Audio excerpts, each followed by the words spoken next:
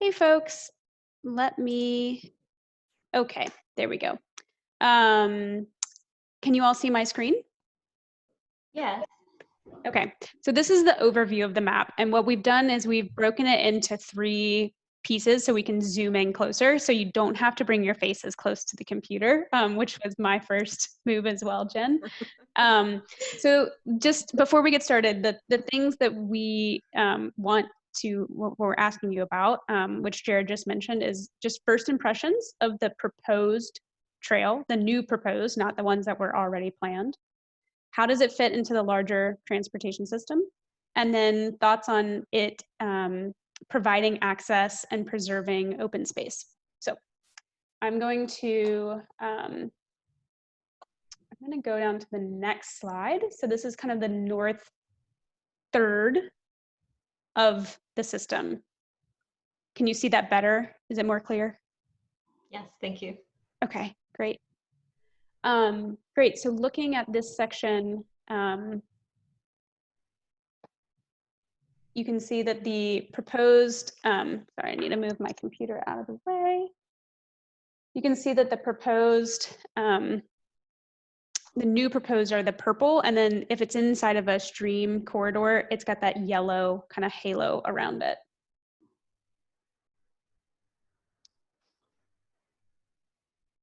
Jen, you're muted. Yep, just saw that, thanks.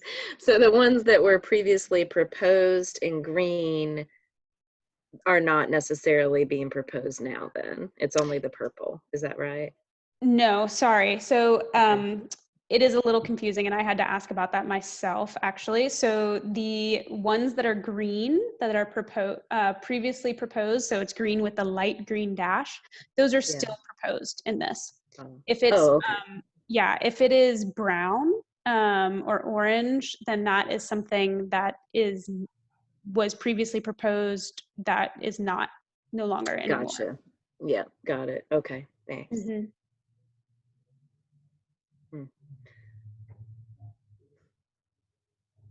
Well, I thought overall it was interesting to see that the Northeast and the Northwest were in need, and that's something that we have noted through the bond process in the Parks Board as well. So it's good to see that sort of validated. It's something that we've been aware of and trying to kind of get more service in those areas and more amenities. Mm-hmm. Yeah, I'm going to just click through each third of the map just so you can kind of take it in as a whole a little bit better before we talk about it. This is moving down. Hey, Sarah. Yes. I'm a really bad participant. I had to take a phone call, so I missed. What is it we're trying to solve here? Sure. So this is the proposed update to the Greenway's map. And this has not been shared with the steering committee before, so you have not missed out on it. We are showing it to you for the first time, and we want your first impressions on it. And more specifically, your thoughts on how it connects to the overall transportation system and how it provides increased access and preservation of open space. And this is just the zoomed in, so middle third of it, because it's such a large network, it's hard to see on a laptop all at once.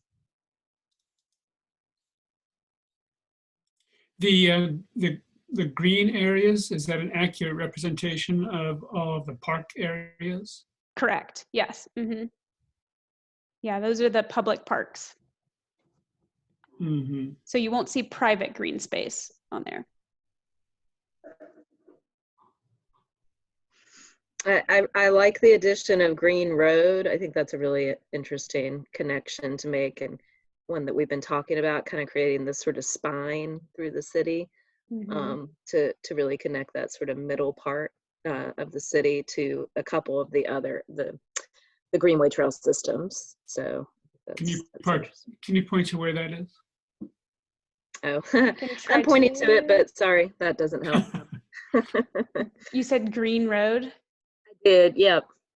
So Okay, that sort of, that purple on the upper part of the screen, up a little higher. right Yeah, here. yeah, Uh-huh. there and down. So it creates the T and then kind of Yeah. goes down. Yep, yep. Mm-hmm. So it's helping to cross across Capitol Boulevard there as well, which is a really strong connection. Yep. Were there any standards as far as almost analogous to how the city has, block perimeter requirements so that there isn't any area that's too large without a street in it? Is there a similar concept here where you're trying to make sure there isn't an area that's completely unserved? That is a great question.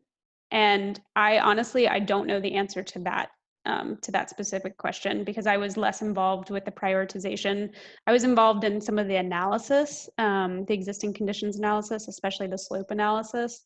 But in terms of like thinking about level of service and physical, like a buffer, like a half-mile buffer, things like that. No, I don't know that. And I will follow up with Jared, but you can also ask that in the chat because we're going to have about 10 to 15 minutes at the end of the meeting just for open question. This is the bottom third, so the southern third of the system as it is proposed. Is there an overarching principle about having long circuits and feeder roads to long circuits, or to provide, or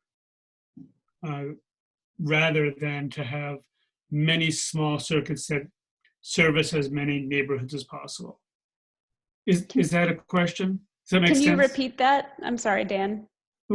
I'm wondering if, like I've seen in other cities, I believe that the emphasis has been on creating long circuits around the city, options for longer circuits with feeder greenways to get onto longer circuits, as opposed to having many smaller circuits that touch as many neighborhoods as possible. Is there a balance there? Is it one versus the other in terms of the overarching principle of where do we put our money? That is also a great question. I think with the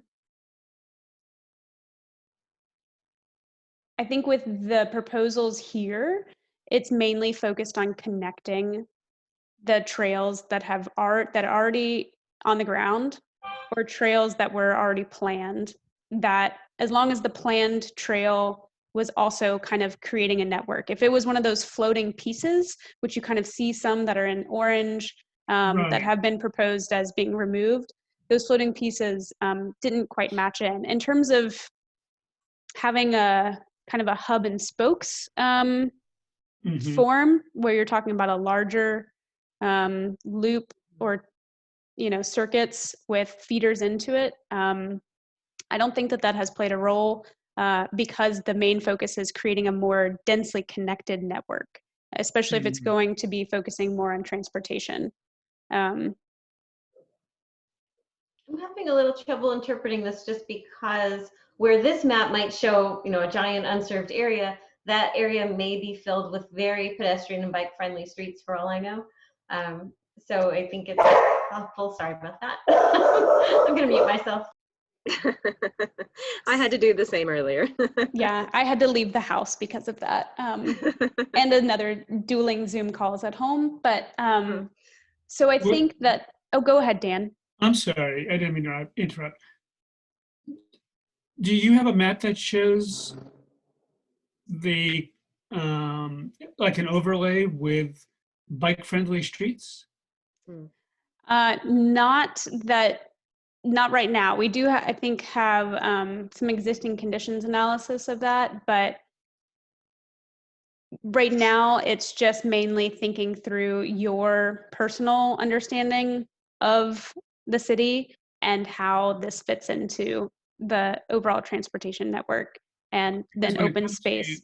Because when it comes to practical application, people will ride on, not everybody wants to ride with traffic, but many people will ride on bike-friendly streets and consider it to be part of a network, especially commuters. Certainly. And I think right now, because commuters are generally more accomplished cyclists, and so they will ride in a variety of conditions. Yeah, I think right now, the main goal is just to think kind of high level about these proposed connections, knowing that a greenway is typically an off-road facility, and that provides a very different experience for folks. And so I want to, now that you've kind of seen all three segments, I'm going to just go back up to the top again. So I know that I am also a very detail oriented person that likes to see all the overlays and have all the information at once. But I think just for right now, just think about the big picture, how these proposals are working as a greenway system. And if you know the areas, how that kind of typically fits into the transportation network there. You'll have the survey to be able to get into more detail and be able to spend longer time looking at the map. What does off-road mean downtown? What does that look like? Well, there's, the Chavis Way Greenway is off-road and it's downtown. Okay, so there's some new connections shown, and they would be something like that. That is not determined yet. So that's part of the thinking through of the trail classifications and what that facility might look like. Okay. So any general comments on the north part? I know we talked a little bit about this Green Road, Spring Forest. Yeah, I mean, I would just add, I appreciate the connection you're showing at the Briar Creek Parkway with the new proposed Greenway Trail. We were looking at that loop over there at the very edge, the very northwestern loop in Briar Creek, even further west, that previously proposed Greenway Trail for bond funding. And it was just so hard to justify funding that because it was isolated and it really only served that neighborhood. But once you make that little purple connection, then all of a sudden it really connects the entire city and connects it to Umstead Park, which is huge. So that's great. Yeah, I think a lot of these little purple connectors make a lot of sense for that reason. They're just really filling in some gaps that help to create a larger loop, not just for that neighborhood, but for the entire system, which is good. Okay, great. I'm going to go to the middle third unless anybody has more comments on this one, because we've just got a few minutes remaining. Okay.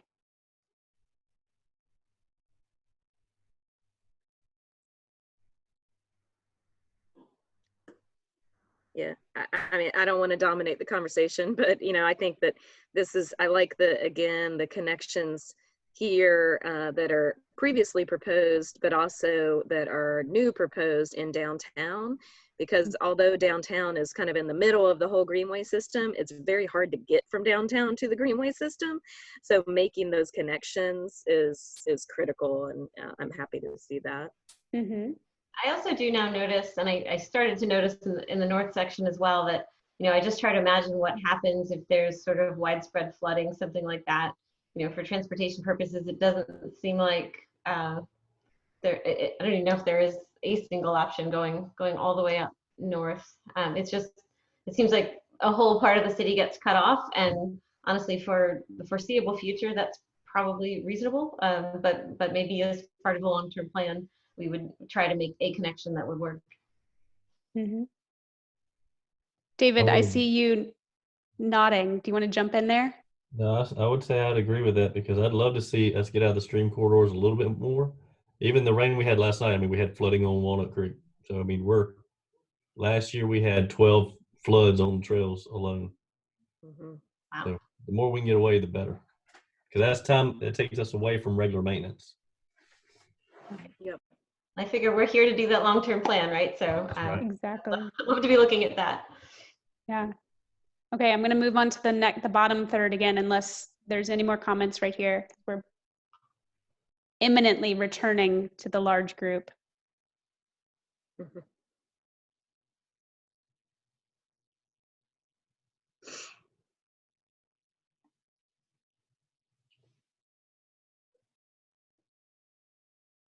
You can see that there's obviously a lot of new proposed in the south part of the city. So. Well, I think the Tryon one would be a great piece. There's There's a lot of development over there. Yeah. I think I'm not seeing a tie into the southern BRT corridor area. I think I just see crossing paths there. South Saunders. Closer to it. Yeah. I don't think it's been decided between South Saunders and Wilmington, but somewhere over there. Mm-hmm.